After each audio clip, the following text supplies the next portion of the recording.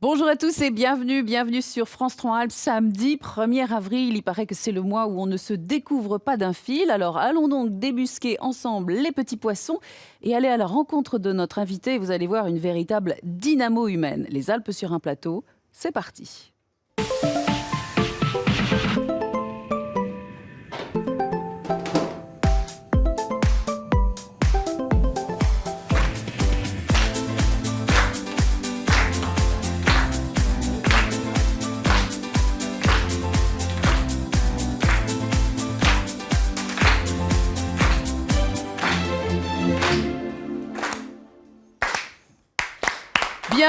Bienvenue à vous tous. C'est formidable, samedi 1er avril. Bernard, on a vraiment de la chance de faire une émission ce jour-là. C'est un luxe, je trouve. C'est magnifique, c'est génial. Qu'est-ce que vous allez nous réserver comme petite surprise ? Ah oui, on ne Valérie, sait pas encore. les indices pour permettre à nos téléspectateurs de découvrir qui est notre invité. Oui, mais on va d'abord saluer notre public Bien sûr. nombreux, chaleureux, qui sera récompensé après parce que sur le plateau, il y a des fleurs, des macarons et du chocolat. Allons-y pour les indices. Alors, les deux indices que nous avons sélectionnés pour cette émission. Alors, tout d'abord, regardez ce très joli petit pingouin qui en fait n'est pas un pingouin, c'est un manchot. Voilà, un petit animal mignon comme tout qui adore les immensités glacées. Voilà, il est vraiment très joli. Et puis un deuxième objet qui est très important pour notre invité. Voilà, c'est ce piolet, magnifique piolet. Bravo Bernard, vous avez encore une fois piqué les accessoires de vos enfants, je vous reconnais là. On appelle tout de suite notre invitée Laurence de la Ferrière qui arrive tout droit de Chamonix. Venez Laurence, installez-vous.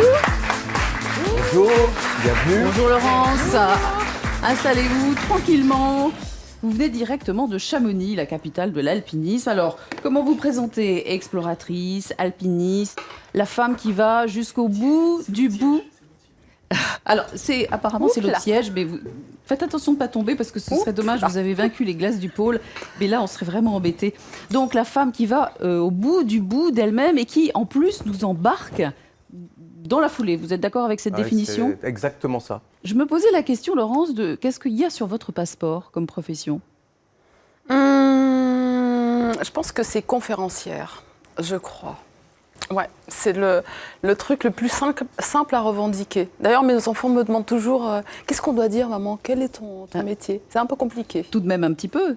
Ouais. Pour la femme qui a traversé le pôle sud de part en part. Ouais, mais ça évite de générer des questions trop longues et trop compliquées. Alors, on a 26 minutes pour vous découvrir et on va voir que vous êtes une femme de paradoxe, totalement humaine. Et alors, on est un peu pétrifié parce que quand on voit la liste de ce que vous avez fait avec Bernard, on est très impressionné. Donc, on a des petits rituels pour se rassurer. Alors, le premier, c'est le serment de l'alpin. Laurence, vous avez le droit de ne pas être d'accord et vous pouvez commenter. Vous allez voir, c'est vraiment tout simple. C'est vrai, Laurence, que les Alpes, vous les connaissez parfaitement. Vous les avez arpentées dans à peu près tous les sens. Mais c'est vrai, Valérie l'a dit, vous n'avez pas encore prêté le fameux serment de l'alpin. Donc, on va le faire tout de suite. Vous allez voir, c'est tout simple. Vous allez mettre la main sur ce livre rouge, voilà, devant vous. Et puis, vous regardez, voilà, le texte qui est juste derrière Valérie. Vous allez le lire et bien sûr, vous allez le commenter. Alors, la montagne est mon reflet dans la glace. Non. Non, c'est moi qui me reflète dans la glace, pas la montagne. Elle peut être éventuellement dans mes yeux, mais c'est tout. La verticale est ma ligne de mire, pas seulement. J'aime beaucoup la verticale, mais j'aime aussi beaucoup l'horizontale. Vivre pour grimper, certainement pas. Je vis parce que la vie est pleine de surprises et riche en événements et en contacts et en rencontres. Mais si la grimpe représente une part importante pour moi, je ne vis pas pour ça. Bravo. Vous êtes intronisée. Ah, il y en a encore un. Mais le dernier, il est beau. Le dernier, grimper pour s'élever. Ouais, s'élever, c'est quand même quelque chose de vachement important. Ouais, et puis c'est tout un symbole. Tout un symbole. C'est une image qui vous parle. Je suis d'accord. Bon, Tout alors à vous fait. êtes intronisée, ça y est. Bienvenue, Laurence. Je suis rassurée. Vous faites partie de la communauté. Alors on poursuit la route avec une jeune femme qui s'appelle Naïma Sagna, qui est illustratrice, blogueuse, grenobloise. Et chaque mois, Naïma, Boule Coco, c'est son surnom. On peut la trouver sur Instagram, c'est là où je l'ai découverte. Elle nous concocte 3 dessins sur l'invité et on la laisse libre de faire ce qu'elle veut. Cool. Naïma, elle a tout un univers et elle a pioché dans votre univers, mais c'est une réinterprétation. réinterprétation totale. Alors les voici, ces dessins. Vous choisissez celui que vous voulez commenter et allez-y. Alors, évidemment, les produits Sisley, là, forcément. Bon, Rimbaud, je comprends aussi. Après, les animaux... Choisissez-en un qu'on puisse le voir, parce qu'il va apparaître, vous allez voir, en plein Bon, cadre. alors, on va prendre le manchot. Alors, le manchot. Ouais. Voilà Le le manchot manchot. empereur avec son petit. Alors, c'est vrai que dans le pôle sud, pas d'animaux. Alors, il y a des animaux sur la côte, Mhm. absolument. Il y a des manchots, il y a des phoques, il y a des oiseaux. Mais au cœur du continent, il n'y a pas d'animaux, il n'y a pas de vie possible. Sauf cet oiseau qui s'est Voilà, posé à sauf côté cet de votre oiseau qui s'est traîneau. posé. Ouais, Incroyable, exactement. incroyable Ouais, symbole. ouais. On va en voir un autre. Voilà, alors ça, c'est son idée de la valise idéale. Évidemment, donc on va voir la valise de Boule Coco. Évidemment, c'est pas la valise que vous emmenez dans votre traîneau, ça c'est sûr. Non, mais c'est celle que j'ai emmenée à la base de Dumont-d'Urville quand j'ai hiverné et que j'ai dirigé la base. Ouais. Sisley en particulier, Guerlain, tout à fait. Du chocolat, absolument. Ouais, c'est un bon résumé. Hein. C'est-à-dire, on touche du doigt ce que vous êtes, c'est-à-dire une femme d'action, mais une femme aussi de féminité et de Je suis vous une aimez la femme, vie. quoi. Je Ouais. suis une femme. Ouais, mais Voilà. donc elle a bien. Et le troisième? Alors le troisième, c'est vrai que j'aime énormément lire et que pendant longtemps, quand je partais en expédition dans l'Himalaya, j'avais souvent plus de livres qu'autre chose dans mes valises. Une de mes expéditions, j'avais 30 livres. Donc quand je pars dans des endroits où je ne peux pas en emmener beaucoup, j'amène des livres qui me demandent une certaine réflexion et dont je peux déguster chaque phrase longtemps dans la journée quand je marche. Rimbaud peut en faire partie, mais pas seulement. Mais en tout cas, la poésie, oui, c'est quelque chose qui a accompagné mes expéditions. Alors, on continue, puisque nous allons à votre rencontre. Alors, on était très étonnés de découvrir que vous êtes né à Casablanca, au Maroc. On va voir une très jolie carte qu'on a fait, on est très fiers. Les contrastes. Mais oui, c'est cette femme de glace, de neige, de ski, est née au Maroc. Évidemment, vous en êtes partie petite fille. Et vous avez gardé quelque chose de l'exil, des racines, parce que, évidemment, on se pose la question de ce déracinement et cette soif de voyage et d'expédition. Alors, l'exil, oui, c'est quelque chose que j'ai toujours vécu, en fait, à travers ma famille en particulier, parce que pour eux, c'était vraiment quelque chose de très douloureux d'avoir à quitter un pays dans lequel ils avaient tout conçu et pour lequel ils s'étaient installés à vie. Donc nous, on est partis, moi je suis partie au moment de l'indépendance, un peu après l'indépendance, un peu contraint et forcé, avec le sentiment de tout laisser derrière. Et c'est vrai que quand on est arrivé en France, mes grands-parents vivaient beaucoup dans la nostalgie, ce qui, moi, me révoltait, parce que je suis quelqu'un qui va de l'avant, et je trouvais ça insupportable de toujours ressasser le passé, et alors qu'on avait l'avenir devant. Donc ça, je pense que ça a contribué à un esprit de révolte et de rébellion qui a participé, en fait, à mon engagement en montagne, et en particulier dans les choix des expéditions que j'ai réalisées. Après, mes parents n'étaient pas du tout des gens sportifs. Et j'ai pas, j'ai le souvenir du Maroc comme quelque chose de doux, quelque chose de chaleureux, avec de très belles couleurs, avec des arômes dont je me souviens encore. Mais j'ai pas le souvenir du Maroc comme la montagne, qui existe d'ailleurs, que j'ai plus ou moins parcouru, mais... Laurence, vous avez dit un jour en parlant de ces montagnes, ces plus hauts sommets du monde que vous avez gravis, mon destin était d'être là. Vous avez réussi à le forcer, ce destin, et justement à vous ouvrir à ces montagnes? Oui, je pense que j'ai mis beaucoup d'énergie à franchir les étapes et les obstacles pour aller là où je voulais aller. Ceci dit, au départ, je ne savais pas où je voulais aller. En fait, ce que je voulais, c'est me réaliser en tant qu'être humain. Donc, il se trouve que une série de concours de circonstances a fait que je me suis retrouvée, que j'ai rencontré des gens, que je me suis retrouvée en montagne et que je me suis découverte une sorte de fascination, de passion pour cet univers. Et alors, ce mélange de tempérament plus de révolte a fait que je suis allée le plus loin possible dans cet univers. Ça aurait pu être la mer, en fait, Aussi. je pense. La mer est aussi monstrueuse, entre guillemets, que la montagne. On va voir une carte Parce que quand on a regardé tout ce que vous avez fait, on s'est dit, voilà, c'est une carte chronologique qui est animée et qui nous emmène partout où vous êtes allés, en commençant par vos sommets, l'Annapurna, le Nanga Parbat, le Gacharbrum, le Broad Peak. Chaque sommet a une histoire et des émotions. Quand je vous ai demandé ce qu'il y a un sommet qui ressort particulièrement, vous m'avez dit non.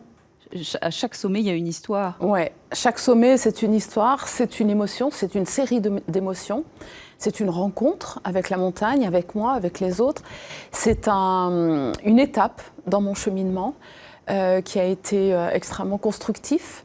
Mais il n'y avait pas de calcul, en fait. Il y avait toujours une espèce de curiosité énorme par rapport à l'inconnu qui se dessinait et que je découvrais au fur et à mesure que je franchissais ces étapes. Donc tout a été fondamentalement important. Alors, pas de calcul, mais tout de même, vous êtes la première à faire l'Everest sans oxygène. J'ai atteint le sommet sud de l'Everest sans oxygène, qui n'est pas le sommet principal. Le sommet principal, c'est 8848. Et là, je suis effectivement sur les pentes du Lhotse avant le col sud. Donc, le sommet sud, c'est à 8770. Et en fait, ce qui est quand même intéressant et ce dont j'aime bien parler, c'est que pour moi, c'était un échec. Voilà, là, on est sous le col sud de l'Everest. Le sommet principal de l'Everest est à gauche. Et le fait de ne pas avoir atteint le sommet principal de l'Everest, après 5 tentatives, m'a fait penser que j'étais dans une sorte d'impasse et qu'il fallait que je revoie ma copie, entre guillemets, que je reconsidère ma manière de fonctionner pour me remettre en question et revenir plus forte à l'Everest pour réussir ce sommet principal que je voulais atteindre dans les conditions que je m'étais données. Et c'est la raison pour laquelle je suis partie en Antarctique. Parce que je me suis dit, la meilleure manière de mieux me connaître, c'est de partir seule dans le plus grand désert du monde. Et le plus grand désert du monde, c'est l'Antarctique. C'est une vraie bascule de la cordée à la solitude absolue. C'est une bascule, pas vraiment. Je pense que c'est un lien continu, logique. Je pense que tout être humain a besoin, à un moment donné, de se regarder face à ce qu'il est. Alors vous parliez de miroir. En fait, je pense que l'Antarctique est un immense miroir qui vous renvoie le bon et le moins bon de vous, mais en tout cas sans aucune tricherie et sans aucun masque. Vous avez en face de vous ce que vous êtes. Et j'avais envie de savoir réellement qui j'étais, pour ne pas trop aller dans le sens des performances pour la performance, du regard des autres, pour échapper, pour gagner ma liberté. Voilà. Une construction. Vous avez, en quelques mots, vous avez voulu aussi, on l'a vu, les cordées, vous êtes plusieurs, vous avez aussi souhaité vous retrouver seul face à vous-même, justement, pour peut-être ce voyage un peu initiatique, pour mieux vous connaître. C'était important, cette solitude. C'était fondamental. Je pense que dans ce parcours, à ce moment de ma vie, face à l'échec que je subissais, c'était absolument indispensable. Et puis finalement, donc, je suis partie... j'ai prévu de partir en Antarctique, donc je suis allée m'entraîner, je ne suis pas partie comme ça en me disant « Allez, super, on va se faire une petite balade en Antarctique ». Je suis allée traverser le Spitzberg, le Groenland, la Sibérie. Quand je me suis sentie prête, je suis partie en Antarctique. Et là, je pense que ça a été un aboutissement sur le plan humain qui a été indispensable. Et dans le fond, après ça, je n'ai pas eu besoin de retourner à l'Everest. Voilà.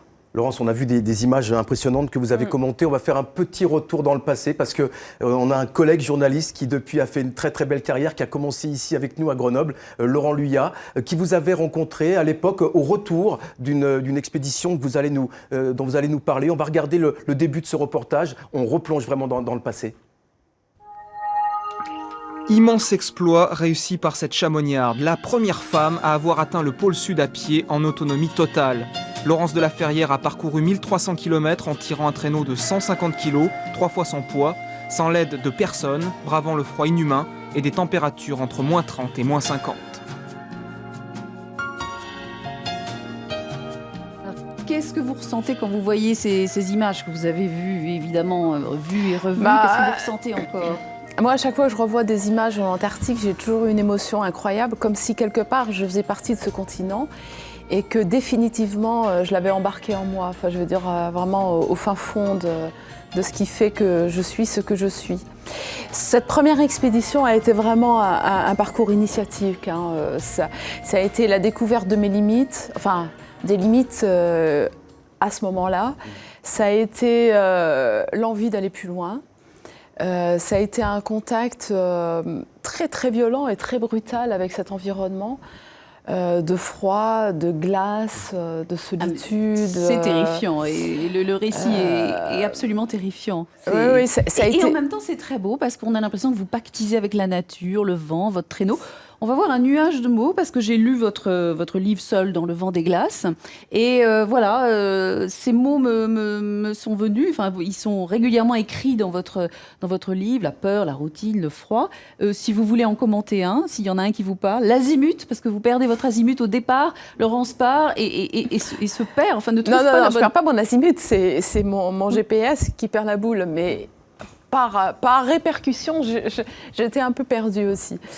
Je dirais que l'instinct, c'est un mot qui est très important pour moi parce que ça vous fait retrouver un sixième sens, un septième sens, un huitième sens, qui fait que ça élargit votre horizon et ça élargit votre palette existentielle.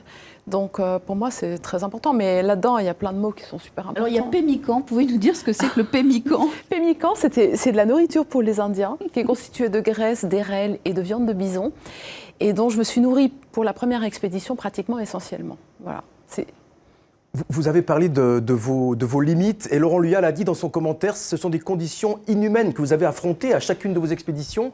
On a lu des choses absolument incroyables avec Valérie, par exemple qu'on ne peut pas s'arrêter quand on marche comme c'était votre cas, tellement les températures sont effroyables, moins 40. Si on s'arrête ne serait-ce que quelques instants, on est en danger. Si on perd un gant, on est en danger. Et en plus, ça vous est arrivé, vous êtes en danger en fait quand vous faites ces expéditions. En permanence. En fait, vous êtes sur une corde raide. Et c'est là où ça devient intéressant, c'est qu'il faut arriver à se libérer de toute angoisse pour garder ce sentiment de peur absolument indispensable pour ne pas faire de bêtises et toujours rester en alerte. Garder sa tête et ses nerfs pour mais survivre. En même temps, franchir toute la connaissance qu'on croit avoir et que l'on n'a pas. On va appeler Didier Minelli, qui est guide de haute montagne, qui va venir vous rejoindre, que vous connaissez, et on va continuer à parler avec Venez Didier. Voilà. Salut. Vous connaissez. Alors, chouette, Didier on va parler maintenant. Est guide de haute montagne à Grenoble. Et vous êtes d'accord avec ce que Laurence de la Ferrière dit, évidemment, sur le dépassement, l'instinct et le contrôle absolu? Le contrôle absolu, ouais, l'instinct, le dépassement de soi dans tout ce qu'elle a fait, dans l'environnement de la montagne, dans ces grandes étendues glaciaires, ouais, la traversée de l'Antarctique. Oui. Vous connaissez, vous pouvez peut-être nous dire un mot de votre rencontre avec Laurence. Vous êtes impressionné aussi par elle, comme nous, ou pas du tout? Bon, pas du tout, tu rigoles. Laisse-moi parler. Il y a forcément une estime réciproque. Non, laisse-moi parler. Bon, on s'est rencontrés, ça devait être dans les années 92. Hein. À cette époque, Laurence travaillait elle s'occupait d'une agence qui existe toujours, qui s'appelle Stage et Expédition, avec Bernard Muller. Et donc, moi, je travaillais comme guide. Donc, Laurence préparait les séminaires, les expéditions. Donc, voilà, on a travaillé ensemble sur des séminaires et elle a préparé des expéditions que j'ai encadrées par la suite. Quel regard vous portez sur elle actuellement? Alors, à l'époque, il y avait peu de femmes sur les hauts sommets. Hein. C'est toujours vrai. Hein. Ça reflète la pratique de l'alpinisme. Mais voilà, elles étaient 2 ou 3 à vouloir aller sur l'Everest, puisqu'on prend l'Everest, et puis même au début, je pense que tu étais une des seules. Oui, au début, sur les C'était un cercle très fermé, hein, les Himalayistes, c'était très masculin. Vous étiez la première femme, la femme la plus haute du monde, ça a été vous? Oui, à un moment donné, oui. Alors, on a un petit problème de micro. Alors, ce que je vous propose avant de continuer la conversation, c'est de poursuivre. Poursuivre avec des gourmandises un peu vertes, puisque Laurence ne m'a pas proposé une leçon d'alpinisme ou de grimpe. Ça aurait été... Bah si, je t'ai proposé, mais t'as pas voulu. Bah, c'est-à-dire, j'ai un pied un peu cassé. Non, mais j'ai on va tout savoir. Voilà, merci Laurence. Elle avait mal au pied. Et donc, on est allé cuisiner rôtir des asperges chez Johan Comte à Verrier-du-Lac. Voilà. C'est parti pour un sujet très gastronomique. Ah, c'est pas mal quand même. Les petites inflorescences comme ça. On la respecte, cette asperge. On la respecte. On la met en habit de balle, quoi. Allons donc faire danser la chlorophylle et les papilles. Notre cavalier du jour, c'est Germain, pétillant pédago. Celles-là, elles ont été cueillies hier dans la journée, on les a aujourd'hui, quoi. Il n'y a rien de plus frais que ça, quoi. Voilà, ça y est. Mettre un petit peu d'huile d'olive et de fleur de sel, c'est vrai que c'est simple. Regarde comme elles sont sucrées, hein. Ouais, c'est bon. T'as vu comme c'est bon? Ouais. Première surprise, ces asperges qui frétillent encore de leurs alpilles. On ne va pas les bouillir, mais les rôtir pour bien emprisonner tout leur suc. Là, tu vois, on blanchit les épinards, comme ça. En attendant l'air de rien, un petit coulis de sarriette épinard se concocte, velouté et charmeur. On les grille que d'un côté. Ah d'accord. Ouais. Et après, 3 minutes au four. Après, 3 minutes au four. Pourquoi tu le fais que sur un côté? Pourquoi tu les grilles que sur un côté? Ah, on les grille sur un côté, comme ça, il y a un côté grillé, Il y a un côté qui reste vert. et il y a un côté qui reste vert pour le jeu de texture. D'accord. Oui, c'est ça. Sympa, C'est pour avoir ouais. deux textures différentes. Ça permet de pas trop les Ouais. dessécher. Ok. Comme ça, il y a encore le côté juteux. Il y a... Moi, je mets le feu. Ah, ok, tu vois, Vient le moment de fumer les belles dames rôties. Fumées mais pas carbonisées. Ambiance feu de cheminée. Là, on les enferme pendant 2 minutes. 2 minutes. Toujours 2 minutes. Ouais. Ah, et toi, tu manges quoi quand tu pars plus d'une journée une fois ou pas? Quand je pars en expé, Ouais. bah, ma dernière expé en Antarctique, je suis partie 73 jours. Ouais, tu manges quoi là-bas? La Grèce. Et là, on dirait quoi, Laurence? Ce qui est étonnant, c'est qu'en fait en Antarctique c'est de la glace et il n'y a pas d'odeur. Ouais. Donc quand tu reviens, il y a tout qui te frappe à la figure. C'est vraiment, ça devient vraiment quelque chose d'essentiel. Je veux dire, ça fait partie. C'est la preuve du monde des vivants. Voilà. Et voilà. Dressage au cordeau, l'exploratrice s'applique infiniment comme si elle calculait une trajectoire. Le festin s'annonce. Envie de prendre l'asperge et puis, Oui, exactement. et puis de tremper dans la sauce comme ça là. On peut avoir résisté aux glaces polaires et aux rations lyophilisées et se régaler de cette brassée de printemps servie au bord du lac. Comme disent les gamins, c'est une tuerie. Oui. En fait, Oh là là. voilà, j'ai peut-être un peu gros. Il y a ce mélange de texture, de saveur, d'arômes très différents les uns des autres, mais on reste quand même dans le côté un peu sauvage nature, évidemment. Ouais, tu vois, et quand tu finis ta bouchée, ouais. dans la bouche, il reste le côté vraiment terrien, tu trouves. Alors, merci, on fait une bise. C'est moi qui remercie. Vraiment, la bise. Merci. Merci d'être venu. Germain, et vraiment bravo. Parce que il n'y a qu'une seule chose que ça donne envie, juste de revenir, quoi.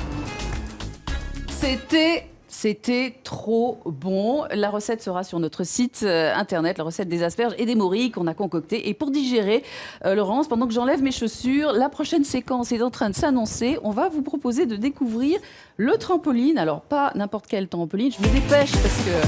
Voilà. Ah oui, mais on ne maîtrise... Voilà, c'est... Donc, je vous présente Vincent, qui est ostéopathe, qui vient de Vieux en Salaz, en Haute-Savoie, et qui va nous parler d'un trampoline, mais pas n'importe lequel. Ça, c'est la Rolls des trampolines. Alors, j'y vais, je me lance. Avec Je son suis en assistante, collant, hein, Safia, mais qui c'est est là pas pour, grave. Alors, Laurence, l'accessoiriste. si vous voulez venir avec moi, il n'y a pas de souci. Non, je vous regarde. Mais c'est très agréable. On va prendre des risques. Hein. Alors, j'ai tout à fait la robe pour ça. Si vous pouvez Alors, je vous juste explique vous que... déchausser. Je Non, suis je pas me déchausse pas. j'espère Vous voulez que... des chaussettes? Non, j'ai vu avec les Voilà, chaussures. j'avais prévenu un petit peu Laurence de ne pas Alors, mettre des... L'expérience, j'imagine, nouvelle pour vous. Voilà, hein, avec les chaussures, c'est mieux. Alors, Voilà. Mmh, Zach. Et Laurence, ce trampoline, Laurence qui il est va nous extraordinaire. donner tout de suite en direct son ressenti. Bon, c'est bien de les voir sautiller. Ah, ça sera quoi en fait, ce trampoline? Alors, On ce peut faire pendant trampoline, combien de temps?